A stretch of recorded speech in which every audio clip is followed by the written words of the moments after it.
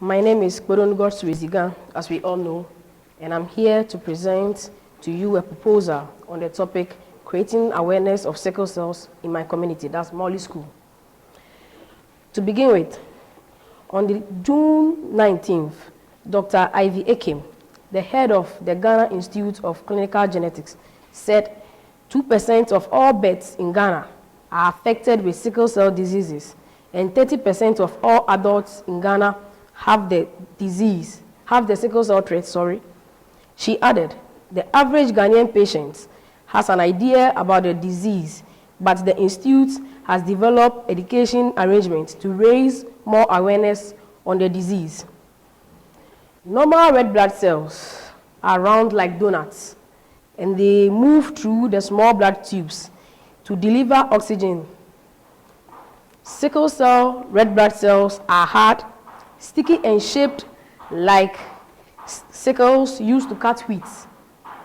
When these hard and pointed red blood cells go through the small blood tubes, they clog the flow and break apart. This causes pain and damage and a low blood count or anemia. And then, when we go to the types of sickle cells, we have sickle cell traits. That is, a person has an HBS gene and a normal hemoglobin A gene. Under normal circumstances, these children have no symptoms of sickle cell disease. We also have sickle cell anemia. Child has 2 hemoglobin S genes, one inherited from each parent. Most common and most severe from all sickle cell diseases. Variety of symptoms and complications of sickle cell disease occur. Severe chronic anemia is common. Now, when we go to how this disease is acquired, but before then, I have a picture on the screen which shows how the normal hemoglobin looks like and how the sickle red blood cells look like.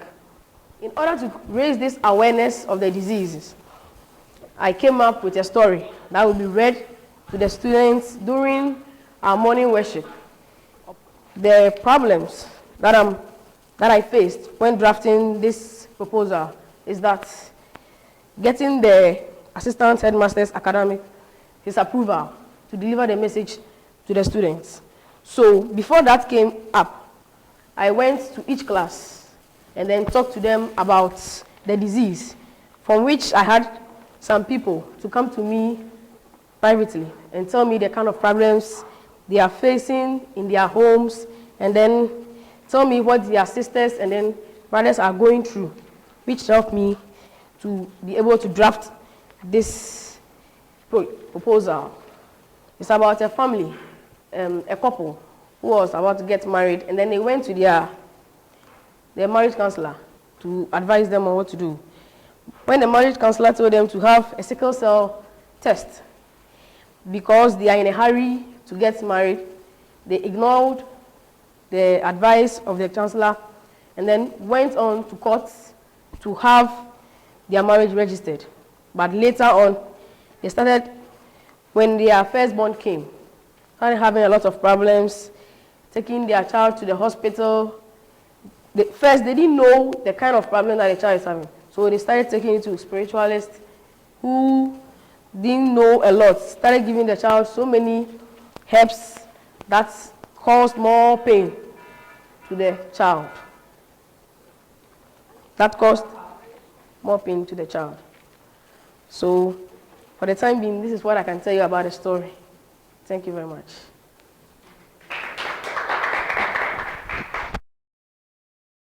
When you were talking about the money that you would raise with your friends, why do you not have a target amount? Because normally, when students are going to school, we have the budget of what we'll be spending our money on. So when these problems sometimes come on, when we don't plan it in our budget, we don't know what to do. So that's why there can't be any specific. What I got from you so far is a story that you were going to tell to the teachers during morning mass or morning service or something. Can you just take a moment and elaborate again on other plans that you may have for this project, if you have any at all? Yes, I was having a plan of preparing a questionnaire for every student and also getting a forum that I could talk to the students on. With your awareness, why did you just narrow it to your school? Well, I'm in my school, so the first place that you have to tell them about this problem must be my school before I come outside, because the teenagers are there and then they have to know about this problem before going ahead to get married.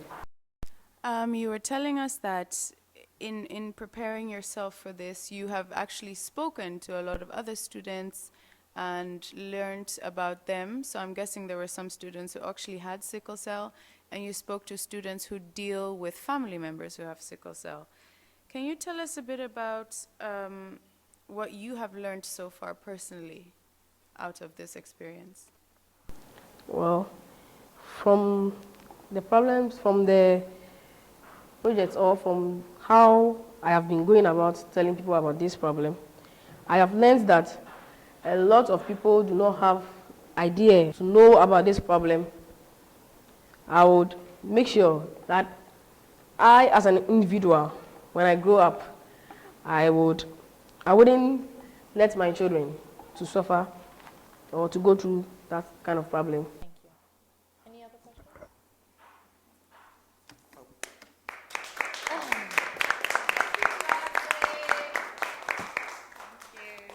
Okay, good afternoon, judges. My name is Samuelos Ivans Annan. The name has recently been changed from Amuzu to Annan. I'm just giving that correction there.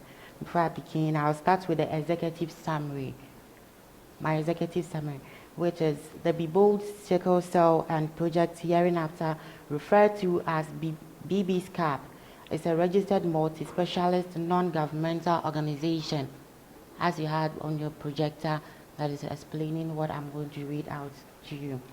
Our main goal is to extend to the most deprived community in our country a service that will strip off their sorrows, arrest their problems, nurse their potentials, dress their social wounds, raise their hopes, and amplify their joy.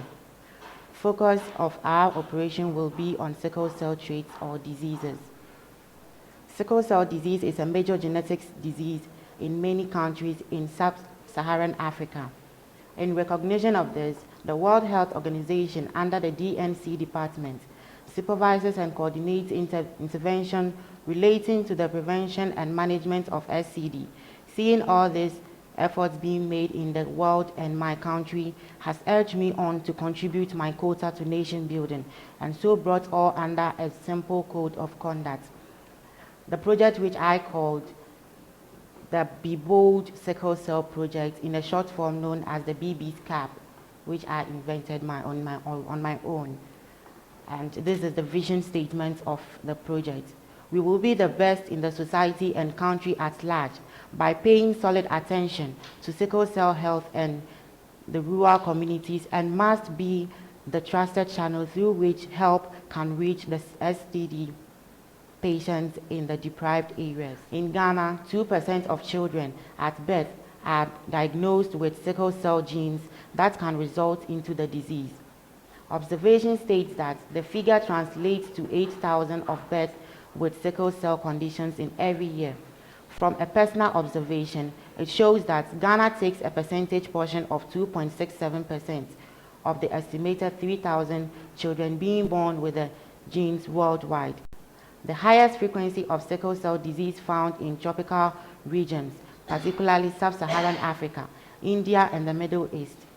On the continent, the history of the condition tracked reports back to 1,670 in one Ghanaian family. Plans. Based on the fact that we live in a society that is at liberty to help and be helped, pregnant women and children are most vulnerable and are prone to diseases easily. getting the attention of this target group would be done with the help of the chief to gather his people for the educational spree. This is going to be done in circular motion, from meeting with the pregnant women first to educate them, and then having them tested for the sickle cell by a simple painless blood test called the hemoglobin electrophoresis to check their status. How do you plan on targeting people that are about to make the mistake of having or conceiving a child that has sickle cell, as opposed to your current target market? Well, I'm targeting the pregnant women because they are very vulnerable, as I stated in my presentation. And moreover, with the pregnant women, I can find some ways and means by which we can reduce the prevalence level. How are you planning to get the funds? I'll create small clubs in various schools, as in giving them tally cards and then envelopes, going out to share and then gather the little that they bring, so that we can also seeking sponsorships and then going to churches to ask them to appeal for funds from churches. So we've heard from all 3 scholarship applicants. They've given us proposals of what they want to do for their sickle cell project. The judges are currently deliberating on who will win and will put all their scores together. And so we will find out who the scholarship applicant, our first ever scholarship applicant, is. Stay tuned.